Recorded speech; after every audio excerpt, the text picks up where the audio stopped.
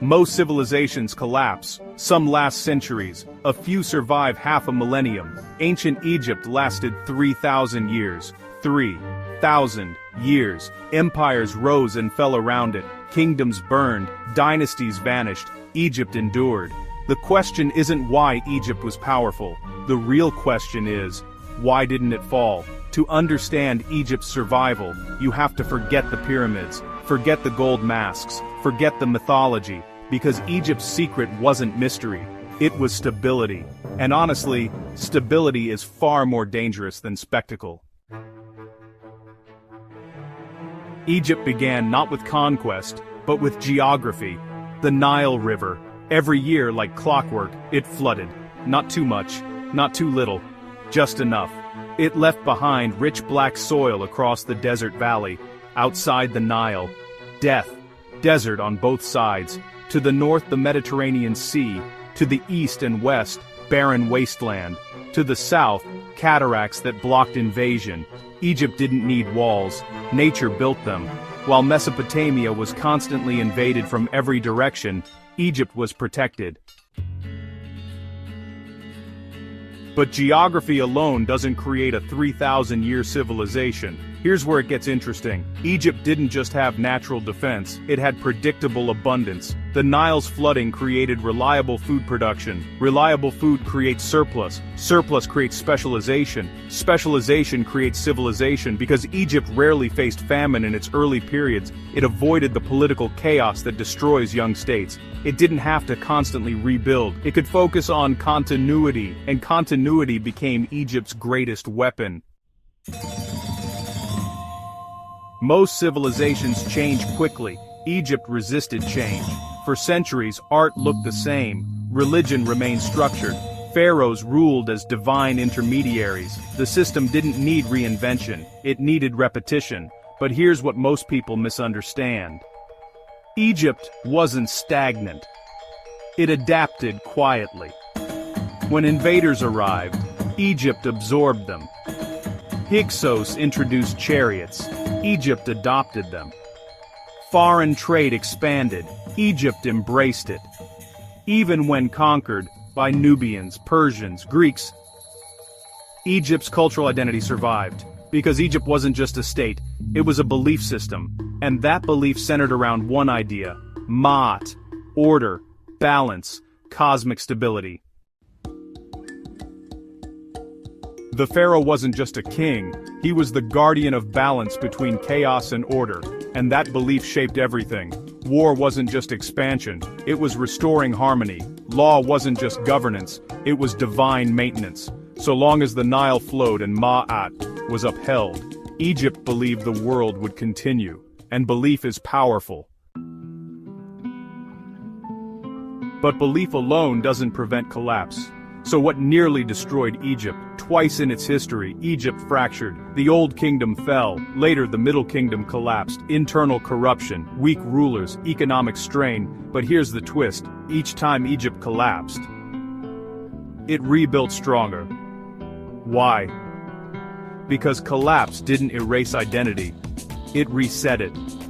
Regional governors gained power. Local rulers competed. Eventually, one unified the land again. Egypt wasn't destroyed by crisis, it was refined by it. Unlike Rome, which fell and never regained unified Western power, Egypt reassembled itself repeatedly. That resilience wasn't accidental, it was cultural engineering. Now here's the part most documentaries miss. Egypt's longevity wasn't built on strength, it was built on predictability. Predictable flooding, predictable religion, predictable governance, predictable hierarchy. While other civilizations chased rapid expansion, Egypt focused inward, it consolidated before expanding, it fortified before conquering. Even its architecture reflects this mindset. The pyramids weren't built quickly, they were generational projects. That kind of patience is rare in human history. Egypt thought in centuries, other civilizations thought in decades, and that difference changed everything. But eventually, predictability becomes vulnerability. By the late period, Egypt's centralized power weakened, foreign powers had evolved, Persia conquered Egypt. Later, Alexander the Great marched in. Yet something remarkable happened. Alexander didn't erase Egypt. He embraced it. He declared himself pharaoh. The Ptolemies ruled as Egyptian monarchs. Greek rulers adopted Egyptian symbolism. Even Rome, after conquering Egypt, preserved its religious traditions. Because Egypt had become more than a kingdom. It had become an institution. And institutions outlive rulers. Now consider this.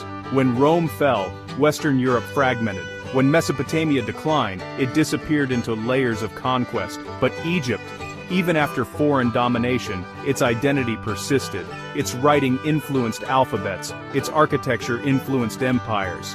Its religion influenced neighboring cultures.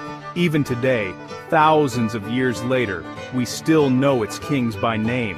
Ramses, Tutankhamun, Cleopatra, 3,000 years. Not because Egypt was unstoppable, not because it never fell, but because it understood something fundamental. Civilizations don't survive by expanding endlessly. They survive by controlling chaos. Egypt mastered chaos by anchoring itself to rhythm. The rhythm of the Nile.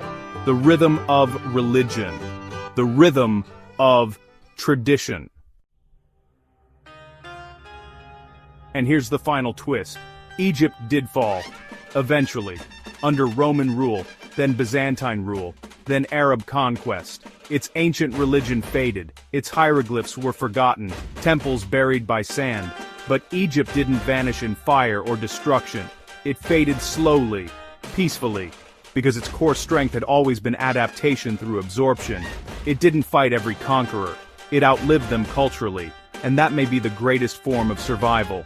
3,000 years is not an accident. It is discipline. It is geography. It is belief. It is stability over spectacle. Ancient Egypt teaches us something unsettling. The civilizations that last the longest are not always the loudest. They are the most balanced. And balance, as Egypt understood, is fragile. If you enjoy cinematic deep dives into the civilizations that shaped our world, like this video and subscribe for more ancient history stories. Because the next empire we explore didn't last nearly as long.